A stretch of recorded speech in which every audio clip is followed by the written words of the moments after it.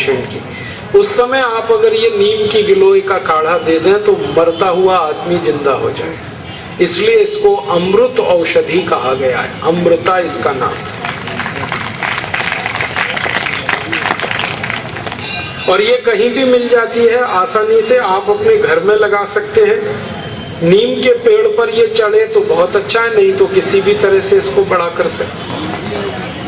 और एक अच्छी दवा बताता हूँ घुटने के दर्द के लिए, वो है चूना। ये जो पान में हम चूना खाते हैं पत्थर वाला, ये चूना गठिया की और वात की बहुत अच्छी दवा है। गेहूं के दाने के बराबर चूना खाइए, गर्म पानी में मिला के या ताजा दही में, नहीं तो दाल में। गेहूं के दाने के बराबर चूना आधा कप दही में मिला के रोज खा सकते हैं, दाल में खा सकते हैं, गर्म पानी में ले सकते हैं। ये घुटनों का दर्द, कमर का दर्द, कंधे का दर्द सब ठीक होता है।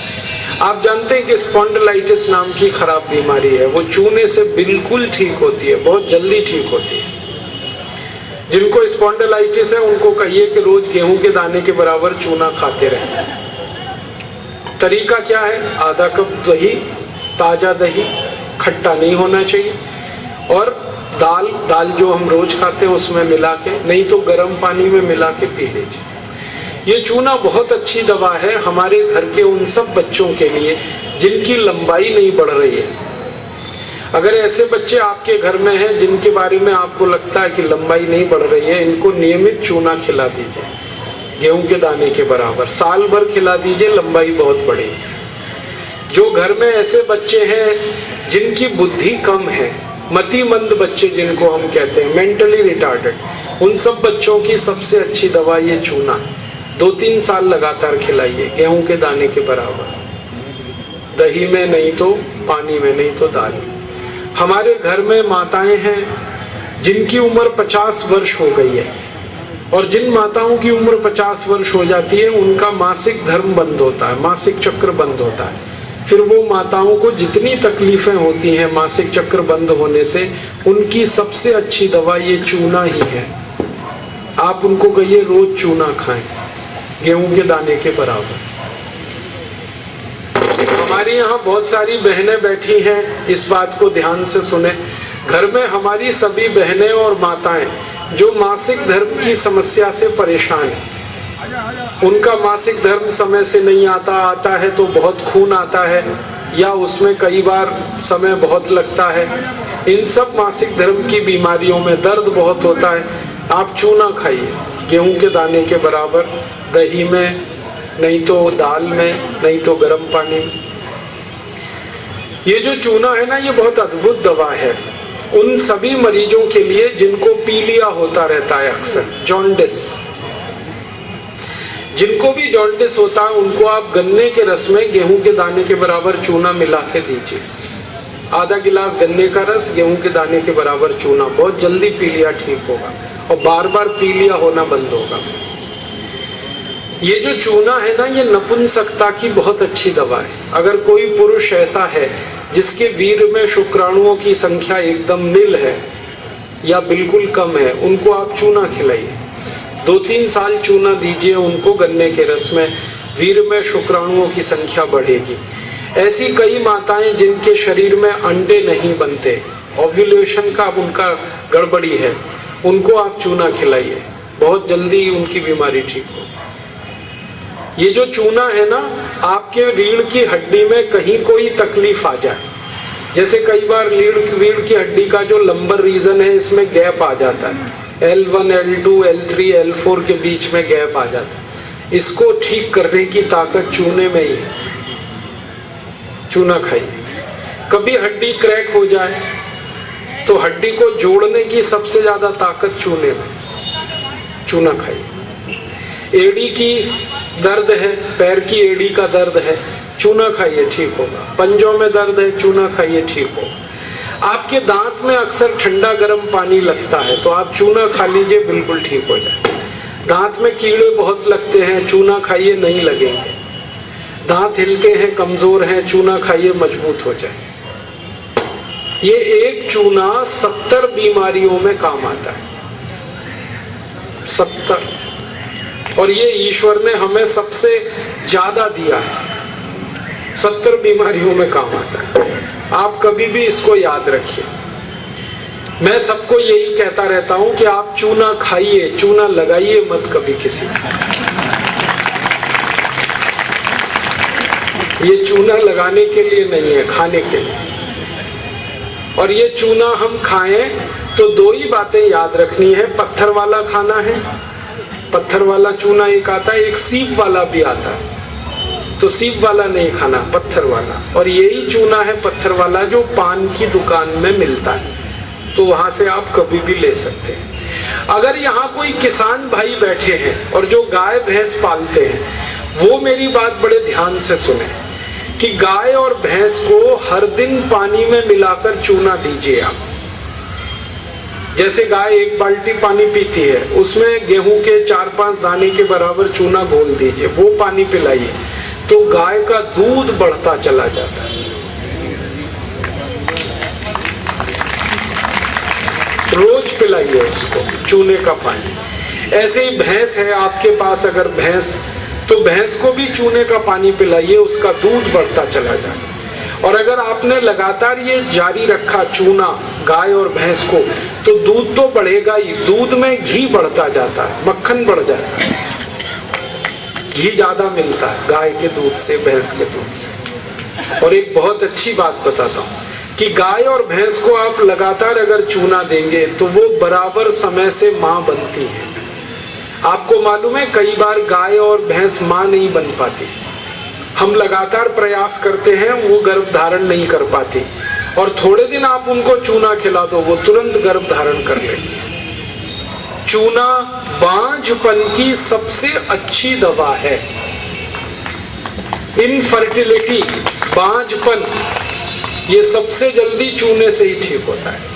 माताएं भी इस बात को सुने ध्यान से कि ऐसी अगर कोई माताएं बहनें हमारे घर में हैं जो मां नहीं बन पा रही हैं, और तरह तरह से डॉक्टर ने उनकी जांच की है, और डॉक्टर कहता है जी मेरे समझ में नहीं आता, सब चीज तो नॉर्मल है, फिर भी मां नहीं बन पा रही है, ऐसी किसी भी मां को लगातार चूना खिला दो, बहुत जल्दी मां बनेगी।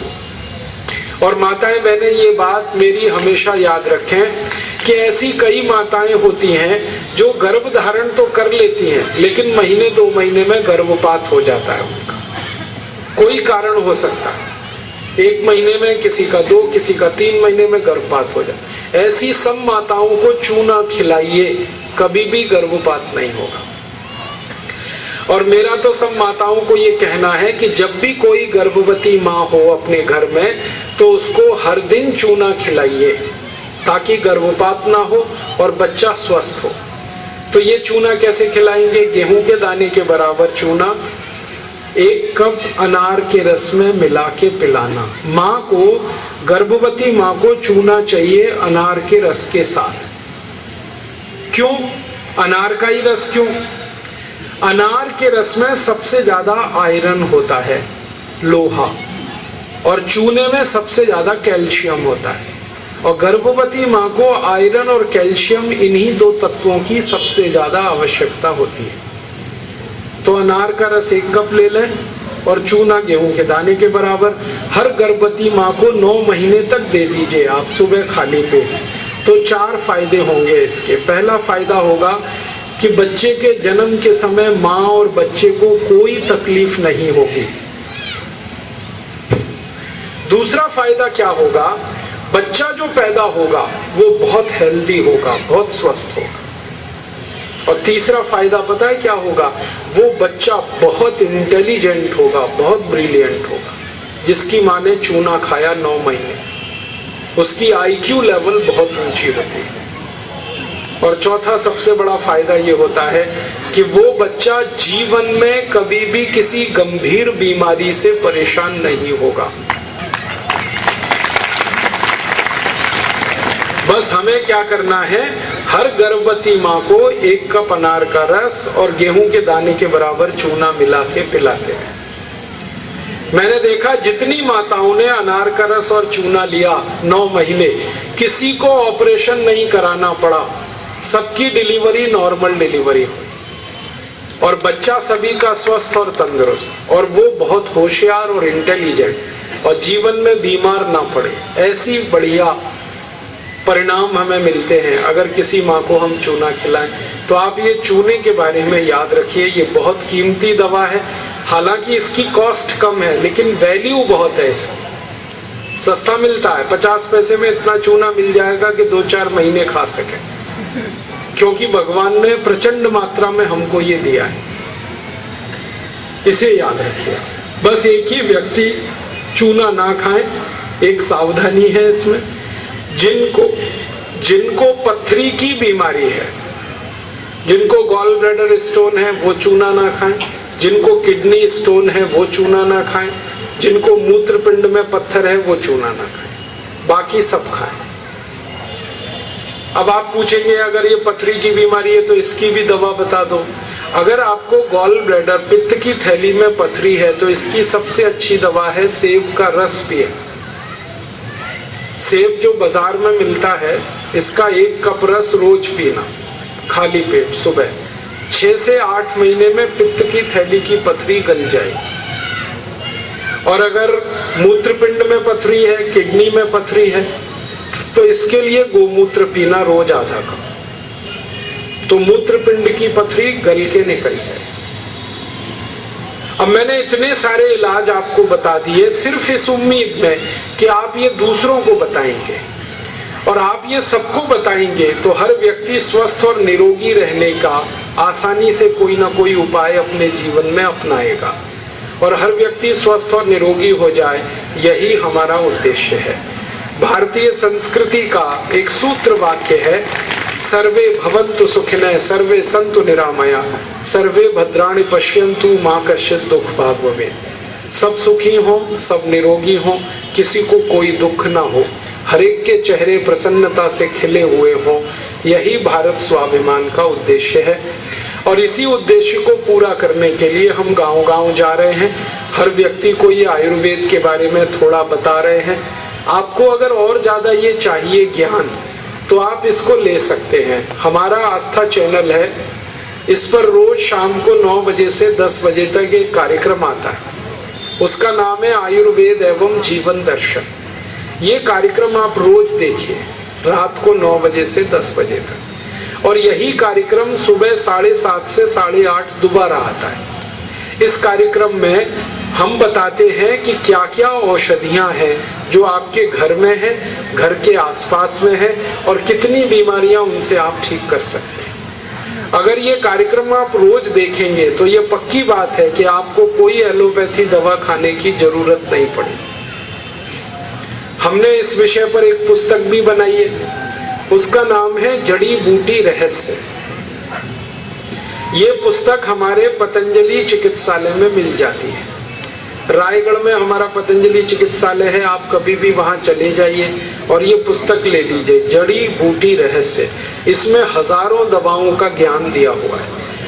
मैंने तो थोड़ी सी बताई है, लेकिन इस पुस्तक के माध्यम से आप हजारों दवाओं की जानकारी ले सकते हैं। और एक छोटी सी बात और हम कहना चाहते हैं आपसे कि आप जो कुछ इस पुस्तक से प्राप्त करें वो दूसरों को बताते हैं, क्योंकि ज्ञान की यही भारत में परंपरा है। हमने कहीं से लिया और दूसरों को दिया, फिर उन्होंने दूसरों को दिया, फिर उन्होंने दूसरों को दिया। ज्ञान को जितना फैलाएंगे उतना बढ़ेगा और देश का उससे ज्यादा लाभ होगा। एक छोटी सी बात और कहनी है आपसे कि भारत स्वाभिमान का ये तो पहला उद्देश्य है कि हर व्यक्ति को स्वस्थ बनाना, निरोग बनाना। इसके लिए हम ये आयुर्वेद का, योग प्राणायाम का कार्य कर रहे हैं। दूसरा उद्देश्य है भारत की समस्याओं को मिटाना। हमारी गरीबी की समस्या है जो बहुत भयंकर है। आजादी के 64 साल के बाद भारत में 84 करोड़ लोग गरीब हैं, जो एक दिन में 20 रुपए भी खर्च नहीं कर सकते, और ये हमारी आबादी का लगभग 77% है। तो हम ये गरीबी दूर करना चाहते हैं। बेरोजगारी भी बहुत है भारत में। 70 करोड़ नौजवान हैं, उनमें से 67 करोड़ 50 लाख बेरोजगार हैं। सिर्फ 2.5 करोड़ नौजवानों को काम मिला हुआ है पूरे देश में। तो बेकारी भी बहुत है, महंगाई भी बहुत है। तो आप बोलेंगे ये गरीबी, बेकारी, महंगाई कैसे दूर होगी? इसके लिए हमने एक लक्ष्य तय किया है कि भारत में जो भ्रष्टाचार